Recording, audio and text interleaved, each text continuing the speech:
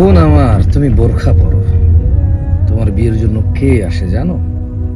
এমন কেউ যে তার জীবন সুন্দর করতে চায় তোমাকে নিয়ে, যে এটা মনে প্রাণে বিলিভ করে তুমি তোমার সৌন্দর্য শুধু তার জন্য গোপন রেখেছ, যেটা বিলিভ করে তোমার আর তার মিলনে যে সন্তান সন্ততি আসবে, যাদের দায়িত্ব পড়বে তোমার হাতে মানুষ করার, এবং তুমি তাদের আল্লাহর সাথে পরিচয় করাবা, সন্তানদের জান্নাতের পথ দেখিয়ে নিজে সুখে শান্তির সংসার করে নিজে জান্নাতের পথে যাবা।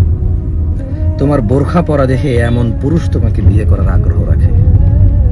সেই তুমি কিনা বোরখা পরে রাস্তার আশপাশে দাঁড়িয়ে কাশফুল নিয়ে, গোলাপ ফুল নিয়ে, আম ফুল, জাম ফুল নিয়ে এভাবে উঁচু নিচু করে ছবি তোলো।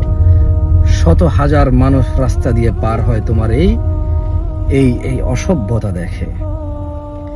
সেই তুমি কিনা বোরখা পরে অবিবাহিত থাকা অবস্থায় ছেলেদের বাইকের পিছনে চড়ে চড়ে বেড়াও।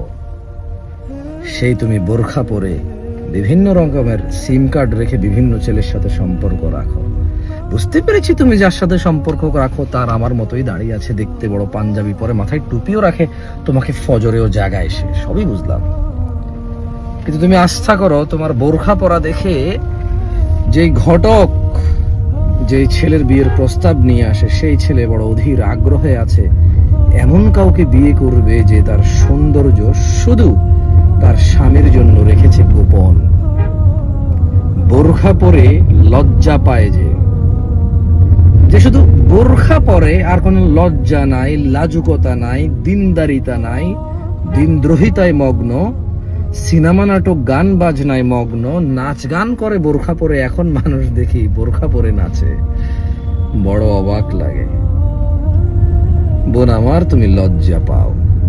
তোমাকে বিয়ের আগ্রহ রাখে এমন পুরুষ, এমন যুবক যে চায় তোমার সাথে জান্নাতে যেতে, তোমাকে নিয়ে সুখের সংসার করে আখেরাতে নিজের সন্তান সন্ততিকে আল্লাহর দ্বীনের উপর প্রতিষ্ঠিত করার প্রবল ইচ্ছায় যে ইচ্ছুক, সে তোমায় বিয়ে করার বিয়ের প্রস্তাব দেয়। তুমি কেন এমন করো? এমন করিও না, সরব সরব।